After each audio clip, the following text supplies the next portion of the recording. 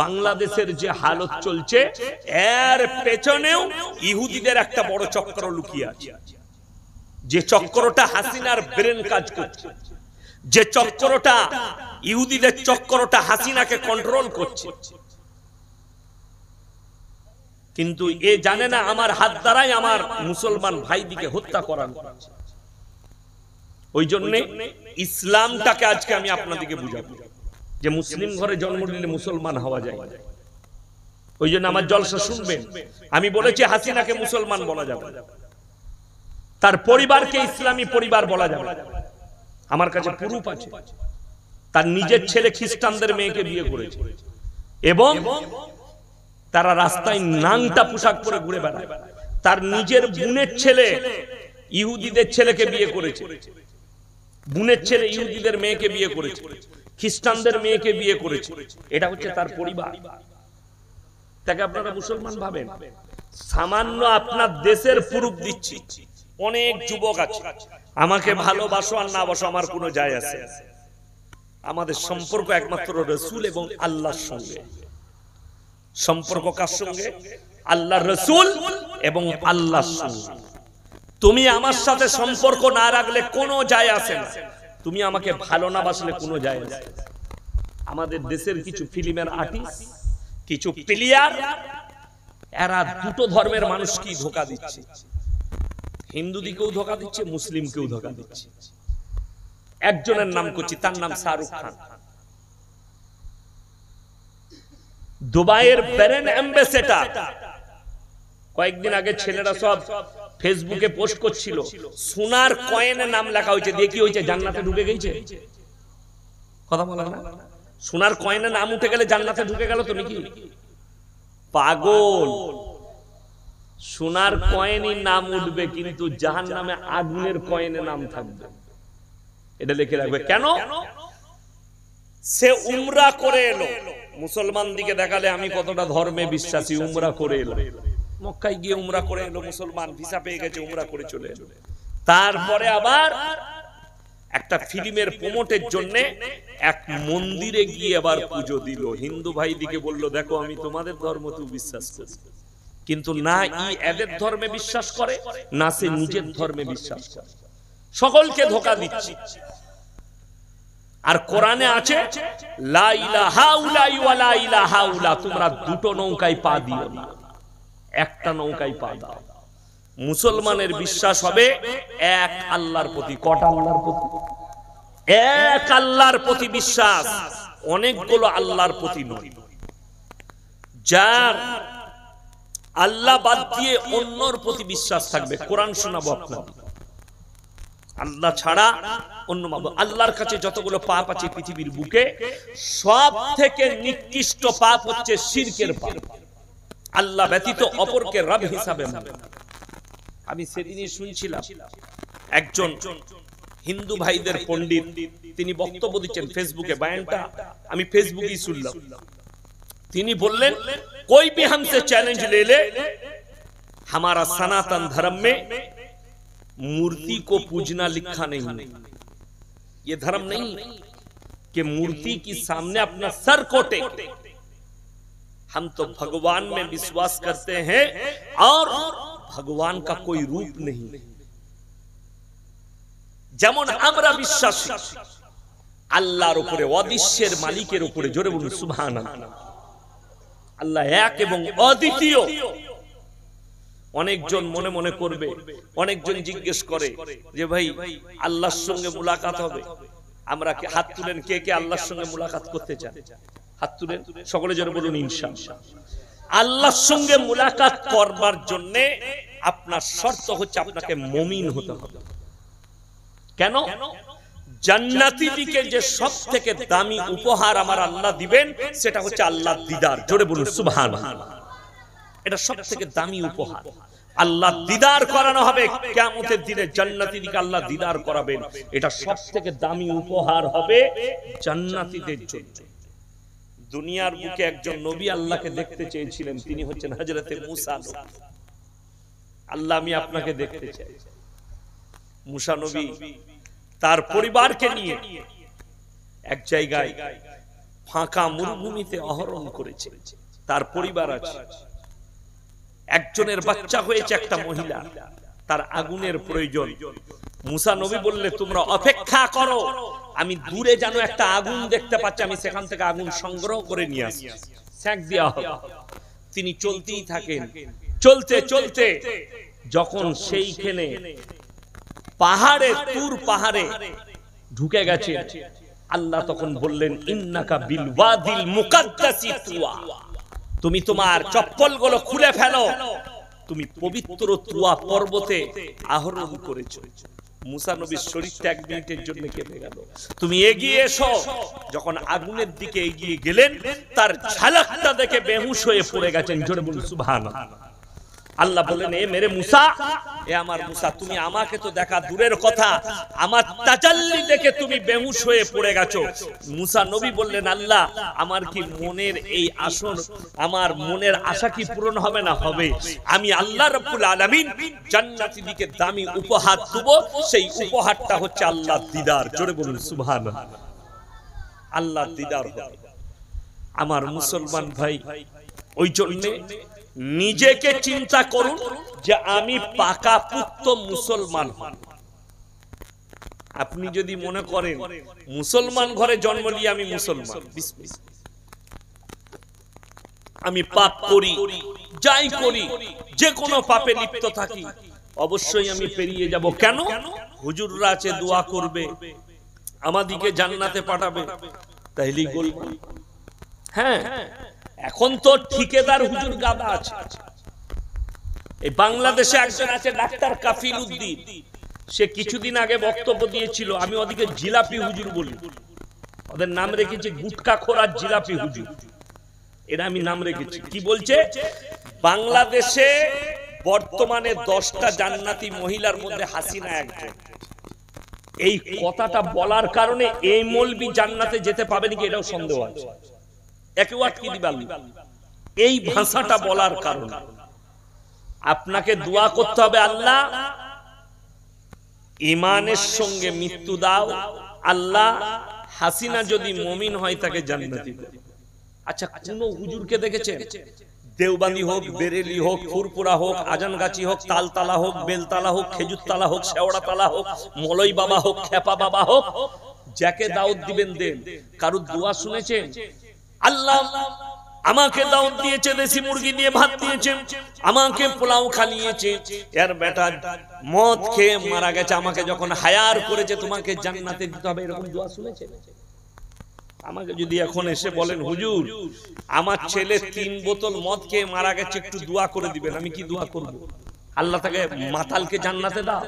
না, আমাদের দোয়া হচ্ছে আল্লাহ মুমিনিন মুমিনাত মুসলিমিন মুসলিমাত, এটা হুজুরদের দোয়া। আল্লাহ যদি দোয়া করে, আল্লাহ চাচা নামাজি ছিলেন, দিনদার ছিলেন, আল্লাহ যদি কোনো ভুল করে থাকে ক্ষমা করে জান্নাতে দিবেন।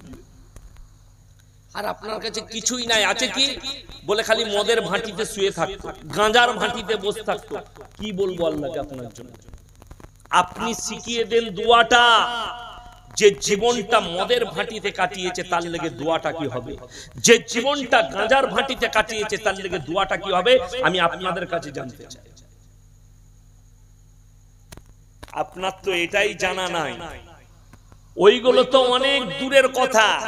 আমাদের যতজন আছি মৌলবি থেকে আমরা সাধারণ, আমাদের দোয়াটা কবুল হবে কি করে, এই শর্তটাই মুসলমানের জানা আছে?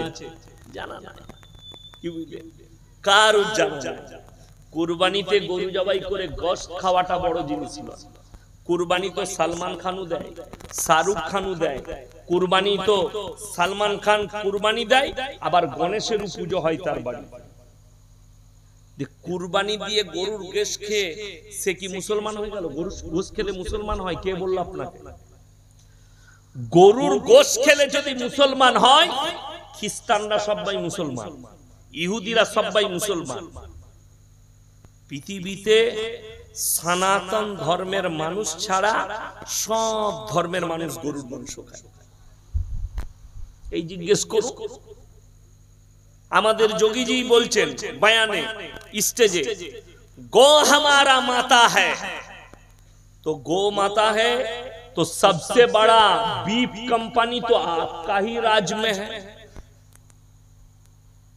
सब থেকে বড় বিফ কোম্পানি ভারতে, ওটা ইউপিতে আছে, উত্তরপ্রদেশ। প্রত্যেক দিন 1000-এর বেশি, 1000 থেকে 2000 খালি গরু জবাই হয় সেই কারখানা। সেই গোশটা রপ্তানি হচ্ছে আমাদের দেশ থেকে বিদেশে। ভারতে 7টা ফ্যাক্টরি আছে, তার মধ্যে 5টা খালি হিন্দু ভাইদের ফ্যাক্টরি আছে। কিসের? গরুর মাংসের। তারা জবাই করে রপ্তানি করলে দোষ নাই, আর আমরা 2 পিস মাংস খেলে বলছে গো আমারা মাতা হ্যায়। এদের মধ্যে আর পাগলের মধ্যে কোনো পার্থক্য না। এদিকে রাঁচিতে ভর্তি করা দরকার। আর যদি হিম্মত থাকে যে তুমি সত্যিকারী গরুকে মাতা ভাবো তোমার ধর্মে, তা সব থেকে প্রথমে কারখানা বলে আগুন লাগিয়ে দেখাও, দেখছি কত বড় বাপের বেটা, কত বড় গো রক্ষা বাহিনী হয়েছে দেখবো। 5টা 7টা কোম্পানি আছে, এগুলোকে ভাঙচুর চালিয়ে দেখা কেউ যদি বাপের বেটা সনাতন ধর্মের কেউ থাকে। আমি এটা চ্যালেঞ্জ দিলাম। মিলিটারি দিয়ে তোমাদের হাত পা ভেঙে দিবে, তোমাদের উপরে গুলি চালিয়ে দিবে, তোমাদেরকে অ্যারেস্ট ওয়ারেন্ট জারি হয়ে যাবে। কেন? সরকার হাজার হাজার কোটি টাকা লাভ করছে গোশ রপ্তানি করে, গরুর গোশ। মুসলমান খেলে দোষ, আর তোমরা জবাই করে রপ্তানি করলে কোনো দোষ নেই। ওই জন্য গরুর গোশ নো ফ্যাক্ট, কোনো অসুবিধা নাই। বোম্বেতে গরু জবাই হয় না, মহারাষ্ট্রে গরু হয় না, গুজরাটে গরু হয় না। সেখানকার মুসলমানরা মরে গেছে না বেঈমান হয়ে গেছে বলুন তো? আরে গরুর গোশ নাই, খাবো না। বকরি খাবো, ছাগল খাওয়া যাবে না? যাবে না।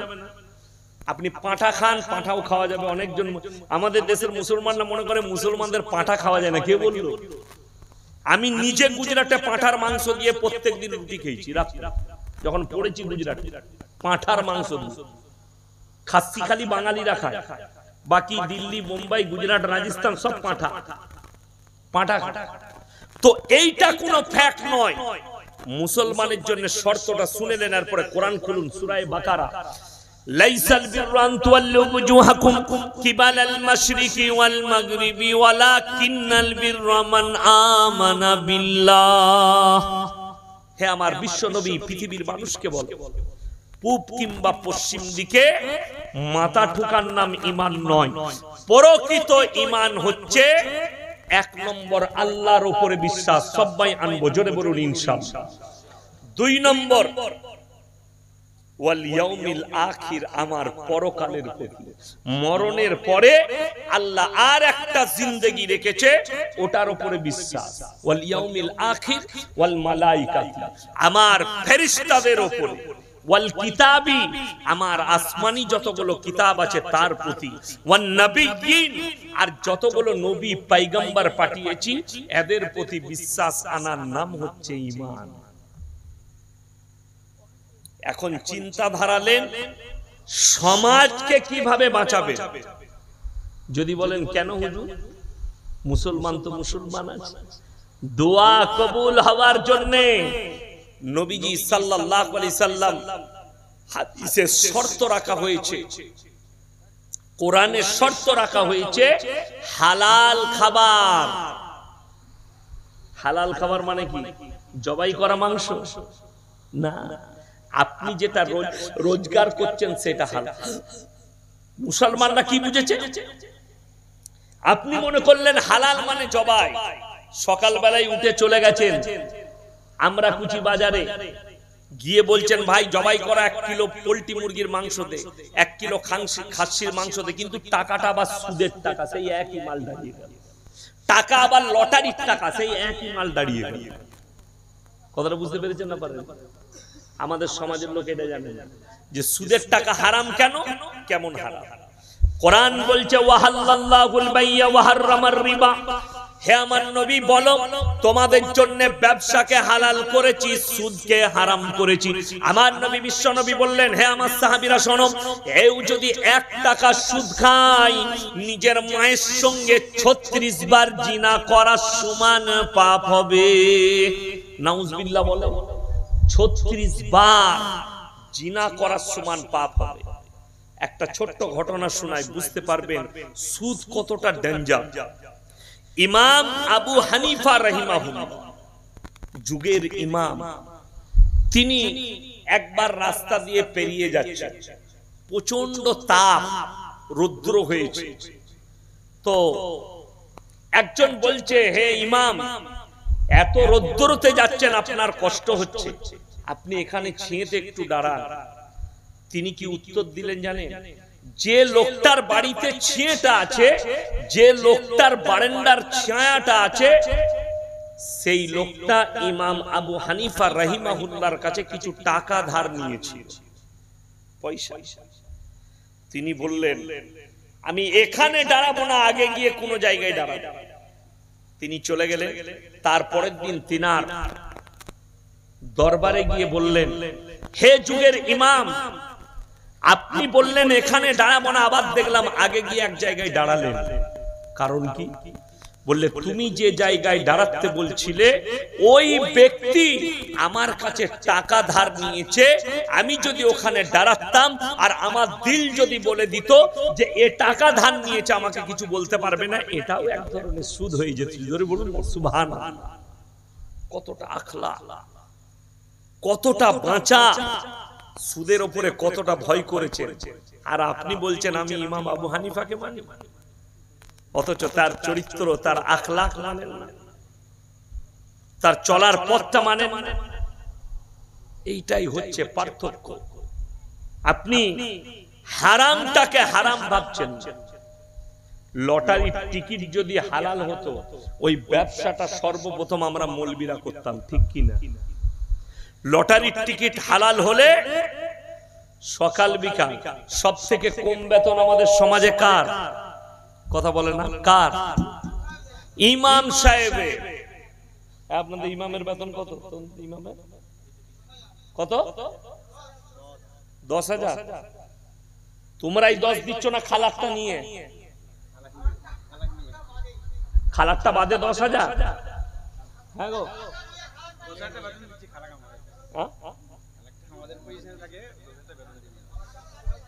এরপর একটা কথা বলে দিই, ইমাম ভাতার পয়সাটা মসজিদে লাগানো যাবে না।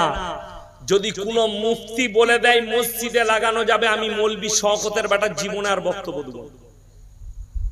চ্যালেঞ্জ।